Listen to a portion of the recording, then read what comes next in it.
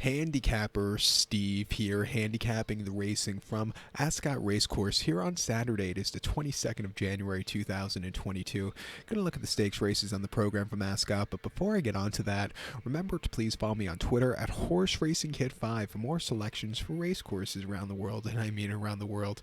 Let's look at the stakes action here on Clarence House Chase Day from Ascot races 4 and 6, the 220 and the 335.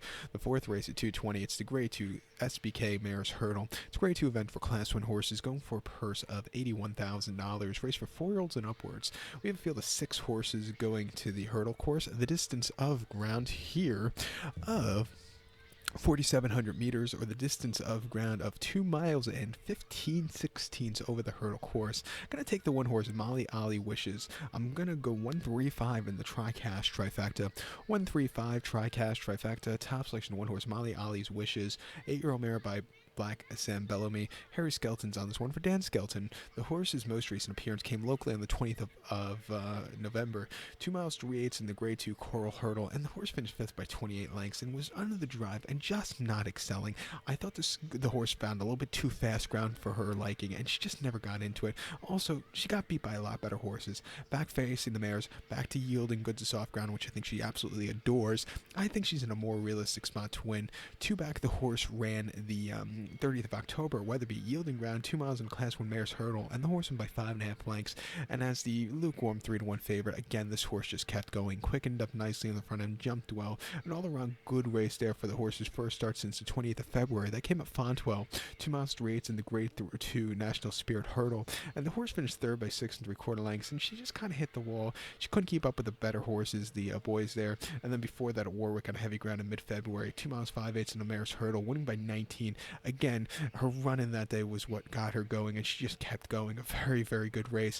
You know, when she sees fast ground, she doesn't really excel. When she faces the boys, she doesn't excel. But when she faces the mares, that's when she really, really, excels to the next level. Coming here today, I think she gets some redemption for her last race locally, even with a longer trip. At 5-2, let's take her. To recap my selection for the fourth, the 220 from Ascot's, the Grade 2 SBK Mares Hurdle. Let's take the one horse, Molly Ali Wishes.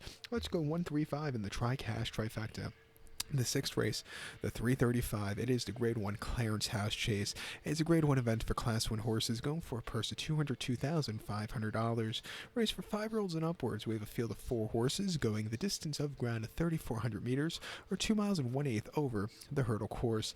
I'm going to take here the 4-horse Shishkin as a top selection. We'll go 4-3-2 in the tri-cash trifecta. 4-3-2 tri-cash trifecta. Top selection, 4-horse Shishkin. 8-year-old gelding here. Nico de Boinville is on this one for Nicky Henderson. The horse's most recent outing came on the 27th of December, Kempton, 2 miles in the Grade 2 Desert Orchard Chase, and the horse went by 10 lengths there, and stupid me picking against him that day.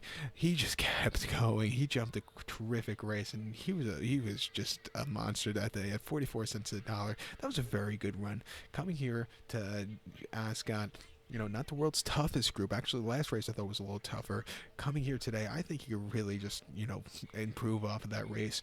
But something I've noticed as the season goes on, his form just slightly decreases as he goes on. But just keep that in mind. That's one of those tidbits I've noticed about his form guide. 2 back here on the 10th of April, Aintree.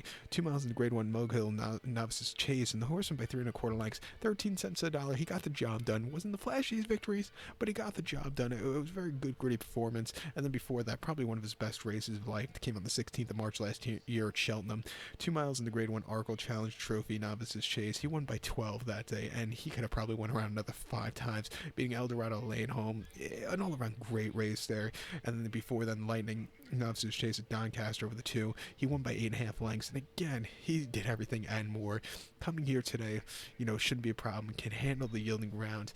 3-5. If there could be another horse that could slightly upset, I think it could be the 3-horse First Flow, but this old man's going to really have to jump up to really run a good race. He won the Petersburg Chase at Huntington in December very, very nicely out of nowhere at 12-1, and he won this race last year by 7, but he's really going to have to find some extra form to beat Shishkin. He's going to have to jump quite a few lengths to beat him off of his win in this race last year, that's for sure. But, and he's up there in age too, but, like I said, if there could be a horse that could beat him, it could be the 3-horse First Flow, but he's going to have to run a massive, massive race But to recap my selection for the 6th, the 335 from Ascot, it's the Grade 1 Clarence House Chase. Let's take the 4-horse Shishkin. We'll go 4-3-2 in the tri-cash trifecta.